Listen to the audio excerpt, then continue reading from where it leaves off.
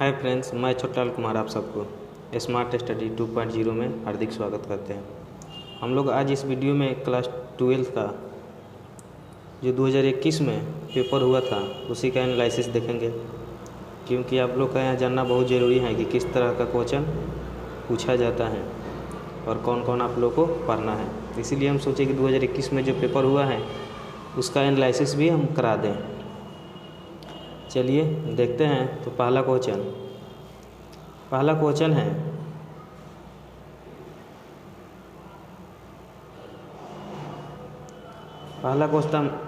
कि औसत रंग पीला रंग के अपवर्तनांक के लिए निम्नलिखित में से कौन सा सही है। तो यहाँ सूत्र होता है, इसको आप लोग को याद ही रखना पड़ेगा। तो इसका ए नंबर क्वेश्चन होगा मी यू बराबर मी आर प्लस मी वी बटा 2 होता है। इसको म्यू पढ़ते हैं इस तरह, जो है उसको इस तरह है, इसको म्यू पढ़ते हैं। तो ऑप्शन इसका क्या हो जाएगा, ए हो जाएगा। देखते हैं दूसरा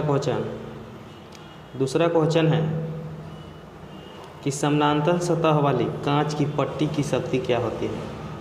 तो जो समानांतर सतह वाली कांच की पट्टी होती है उसका शक्ति क्या होता है, 0 होता है। तो इसका ऑप्शन बी हो जाएगा।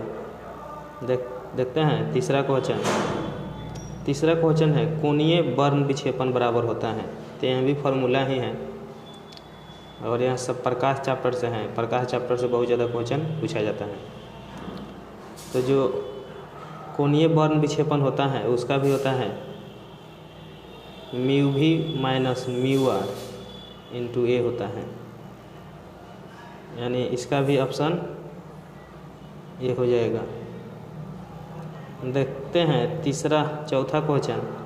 चौथा क्वेश्चन है कि खगोलीय दूरदर्शी के लिए निम्नलिखित में से कौन सा सही है। तो यहाँ भी फार्मूला ही है। जो खगोलीय दूरदर्शी होता है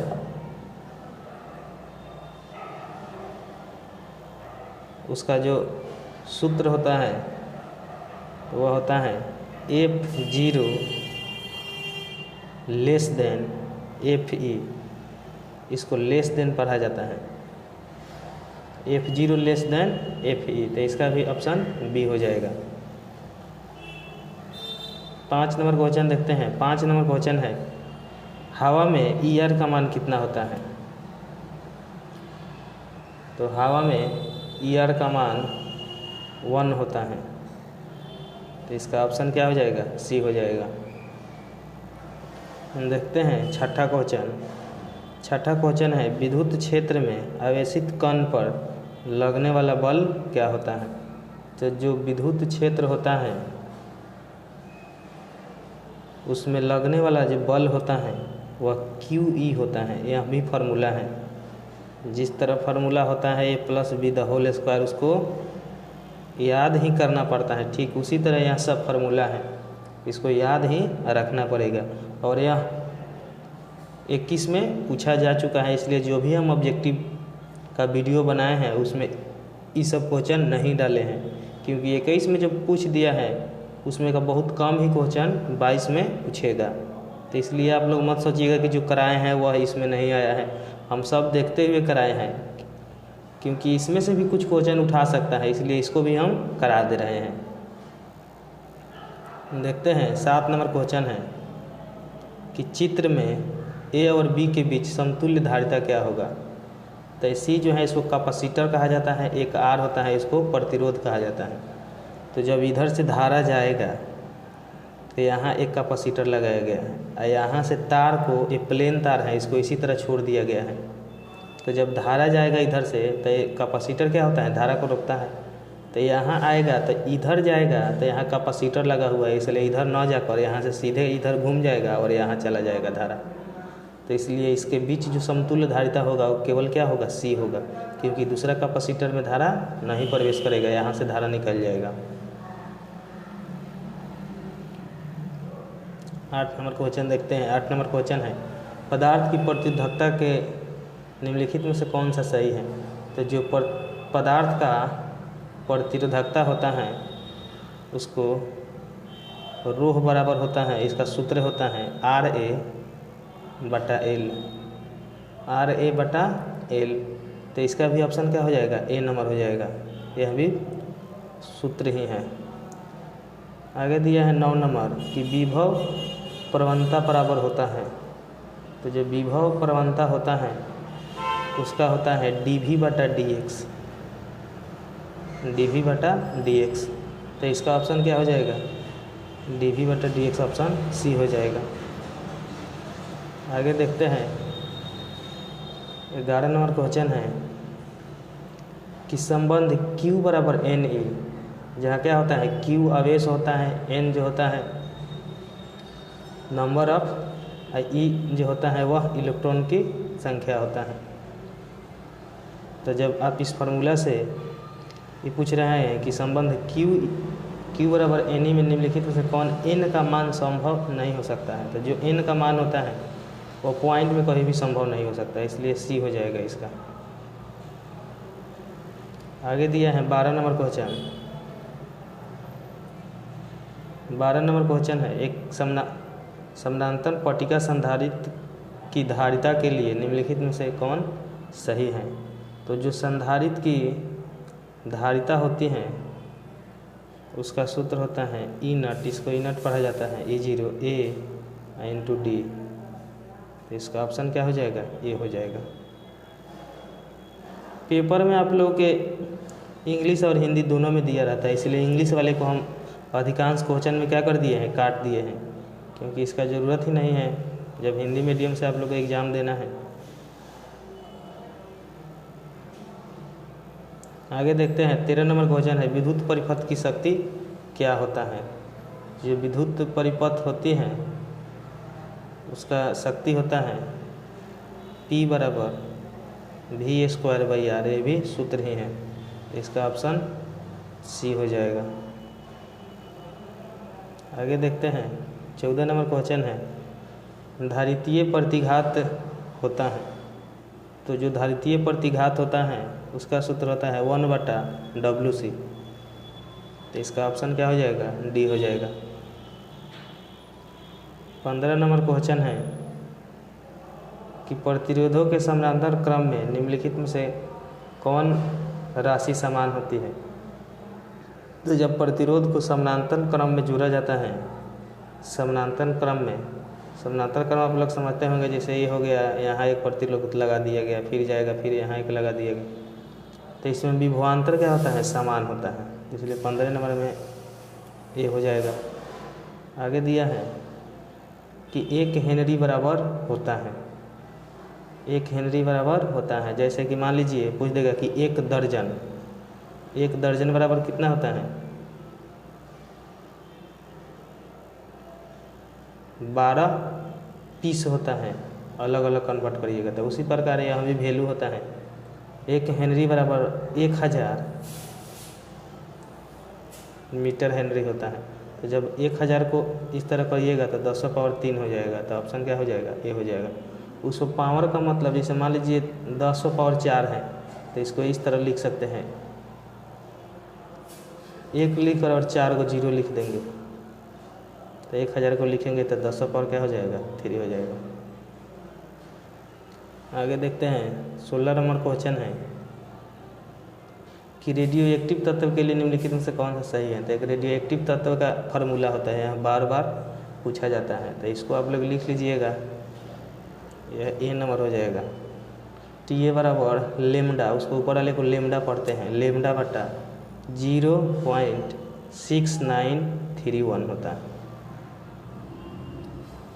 आगे देखते हैं, ये तो इसी का है, इंग्लिश में दिया है।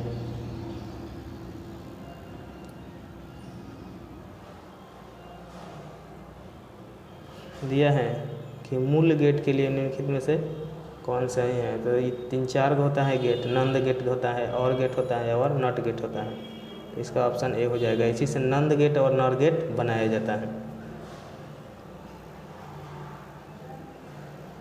20 नंबर क्वेश्चन दिया है निम्नलिखित में से कौन आवेशित नहीं है। देखिए अल्फा कण भी आवेशित हैं, बीटा कण भी आवेशित हैं, और इलेक्ट्रॉन पर भी आवेश होता है, लेकिन जो फोटोन है उस पर कोई आवेश नहीं होता है।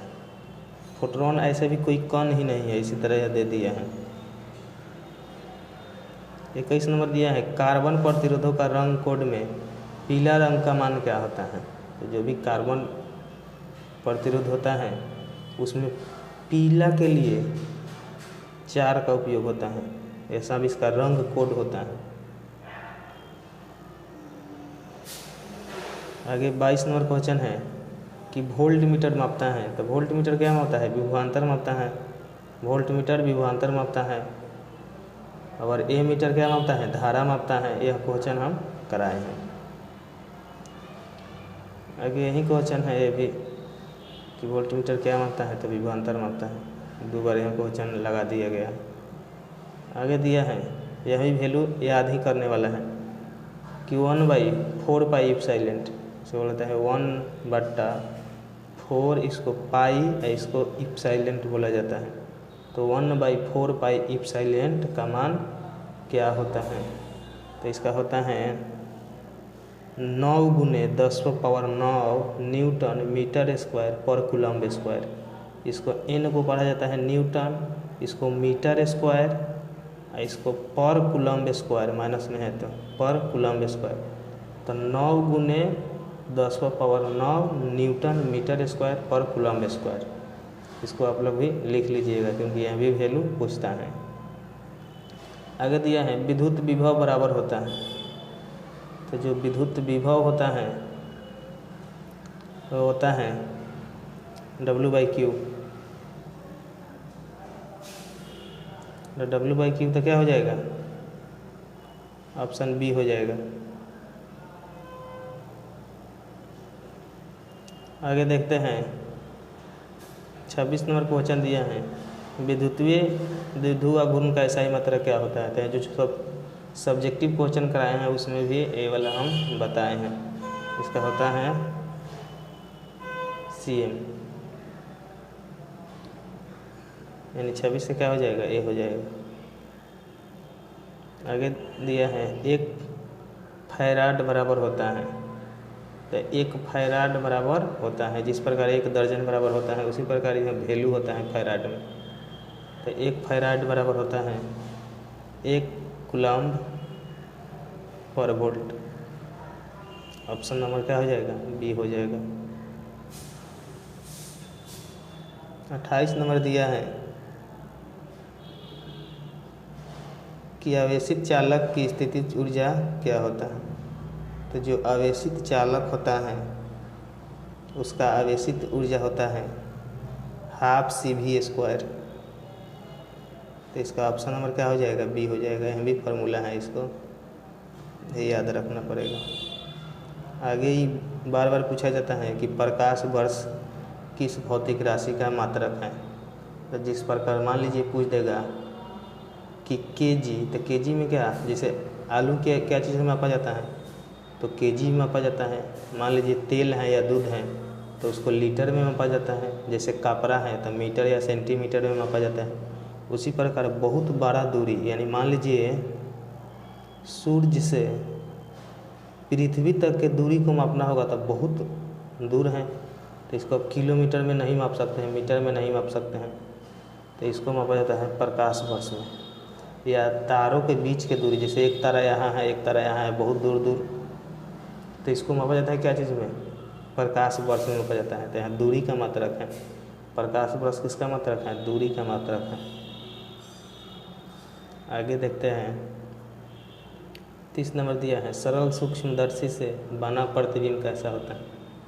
जो सरल सूक्ष्मदर्शी होता है उससे कैसा प्रतिबिंब बनता है। सूक्ष्मदर्शी भी एक उससे प्रतिबिंब बना सकता है। जैसे मान लीजिए आईने में प्रतिबिंब बनता है, उसी प्रकार सूक्ष्मदर्शी में भी प्रतिबिंब बनता है। तो पूछ रहा है कि सरल सूक्ष्मदर्शी में प्रतिबिंब कैसा बनता है। तो इसमें बनता है काल्पनिक और सीधा, यानी ऑप्शन नंबर ए हो जाएगा। आगे देखते हैं 31 नंबर क्वेश्चन है कि उत्तल लेंस द्वारा निम्नलिखित में से कौन दृष्टि दोष को दूर किया जाता है। तो यहाँ 10th का ही क्वेश्चन है। उत्तल लेंस द्वारा दूर दृष्टि दोष को निवारण किया जाता है। और एक होता है अवतल। अवतल अवतल द्वारा किसका? निकट दृष्टि दोष का। और एक होता है बेलनाकार लेंस। तो जो अबिंदुआता दोष होता है उसको किया जाता है बेलनाकार लेंस द्वारा। बेलनाकार लेंस द्वारा। तो इसका फाइनली आंसर हो जाएगा क्या? इसका आंसर हो जाएगा उत्तल लेंस द्वारा दूरदृष्टि दोष का निवारण किया जाता है। देखते हैं 32 नंबर क्वेश्चन है कि वर्ण विक्षेपण क्षमता के लिए निम्नलिखित से कौन सा संबंध है? तो यहाँ भी सूत्र ही है। जो वर्ण विक्षेपण होता है, वर्ण विक्षेपण, उसके लिए सूत्र होता है W बराबर म्यू भी माइनस म्यू आर बटा म्यू आई माइनस 1, यानी ऑप्शन नंबर ए हो जाएगा इसका। आगे दिया है 33 नंबर क्वेश्चन कि निर्वात में प्रकाश का वेग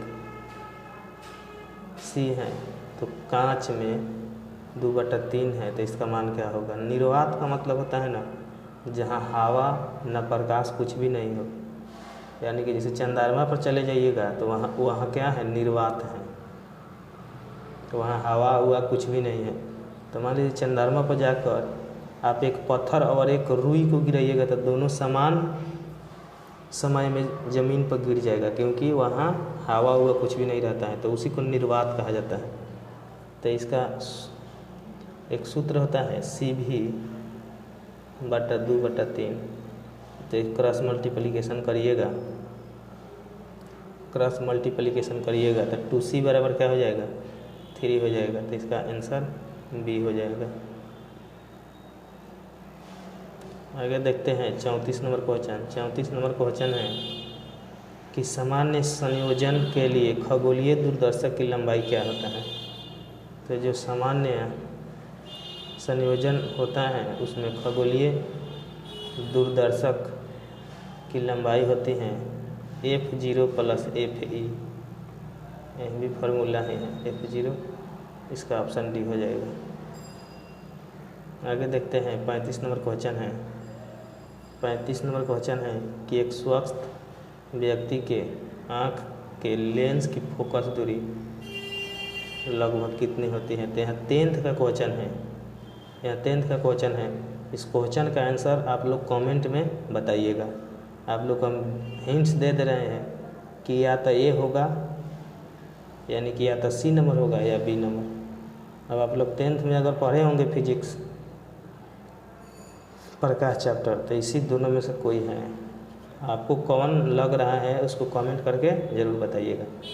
हाँ, एक और बात कि इसमें क्वेश्चन 70 पूछता है। आप लोग के एग्ज़ाम में 70 क्वेश्चन पूछता है और उसमें से बनाना होता है 50%।